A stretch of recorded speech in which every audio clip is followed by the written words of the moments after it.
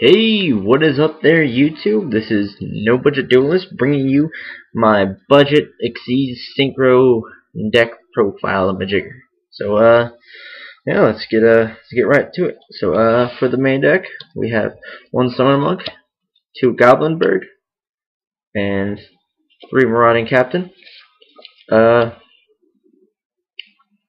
would run two Summoner Monk, except that I sold my let me get it in shot. There we go. I would run two Summoner Monk, except I sold my gold Summoner Monk to a store to get some store credit. But these guys are your summoning engine of the deck.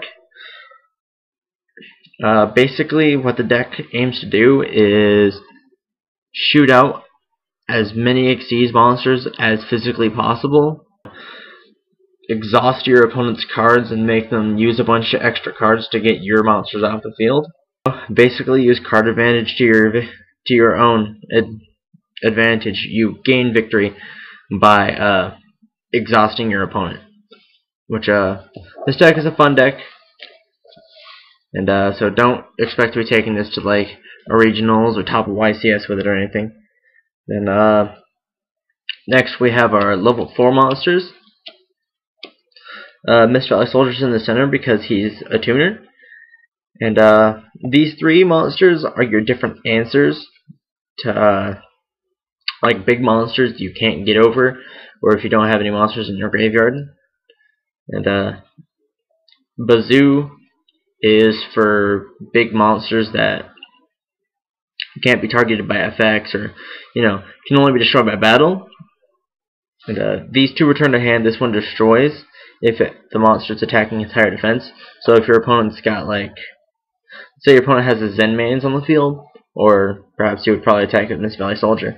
But with one of these two, you would attack it. If you'd already used Mist Valley Soldier, then you go for Hyper Hammerhead. And then you bounce it back to their hand, so now their Zen Mains is useless, and then you attack with all your other monsters, and overlay for a bunch of XYZ monsters that your opponent has to deal with.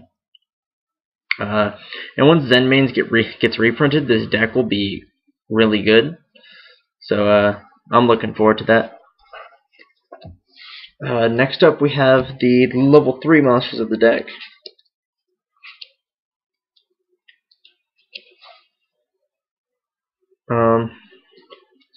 As you can see here, we're running two Delta Flyer.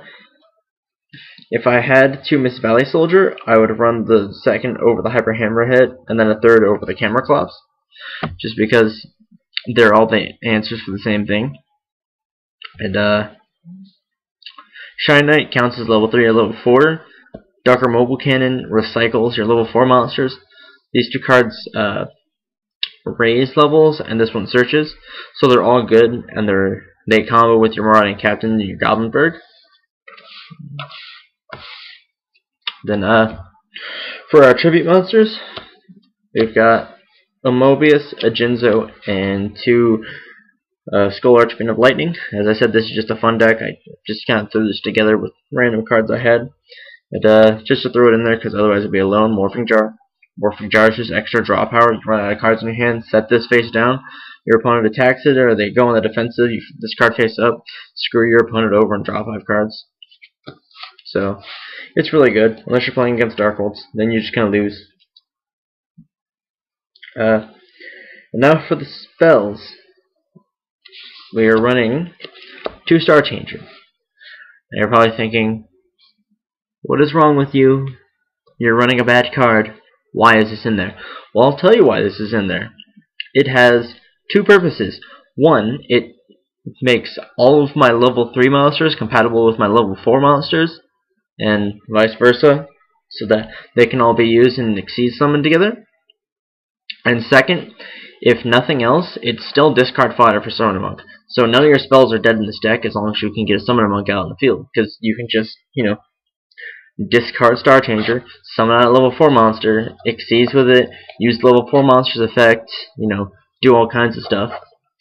So it has its place in this deck.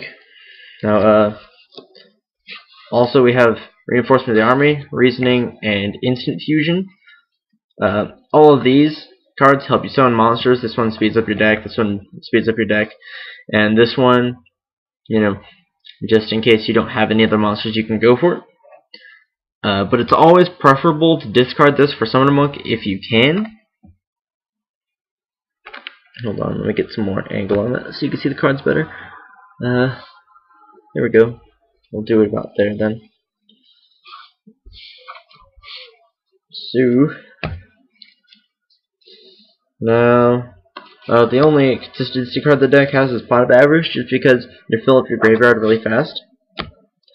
Now for protection, we have Lance, Swords, and Smashing Ground. You know, big monsters I can't get over. Stalling for 3 turns and getting over big monsters and, you know, saving my own monsters. Then staples, Monster Reborn, Mystical Space Typhoon. I don't have Heavy Storm, but that's just because it's not in this deck. I didn't have enough room for it. Well, that, and I couldn't find an extra floating copy around in my room, so decided not to throw it in. Triple Call, just because this card recycles your Summoner Monk. It recycles, you know, every monster in your graveyard. If I still have my Utopia Ray, you can use it in a combo with Utopia. You summon Utopia out of your graveyard and overlay it for Utopia Ray. So if your opponent kills your Utopia, then, you know, you just summon it back and now you have random Call the Haunted on the field. You know, just in case you summon that Scrap Dragon, if you have one.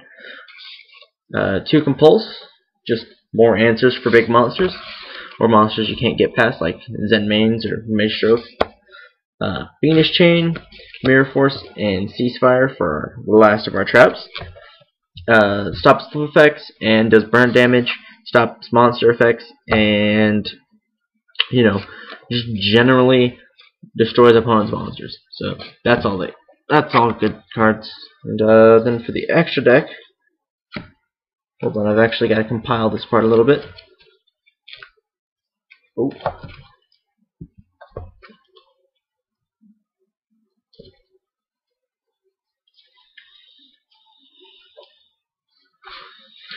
For our rank 4s, we have Gemnite Pearl. For our beat stick, Utopia for a little bit of attack stalling, Maestroke for just general stalling, and Photon Papal Operative, or as most people like to call it still, Butterfly Assassin. Butterfly Assassin does sound cooler, but I like Papal Operative just because I like big words. So, yeah. They're all really good. This card's an underplayed card. So more people should pick it up and play with it, just because it's a good card. Then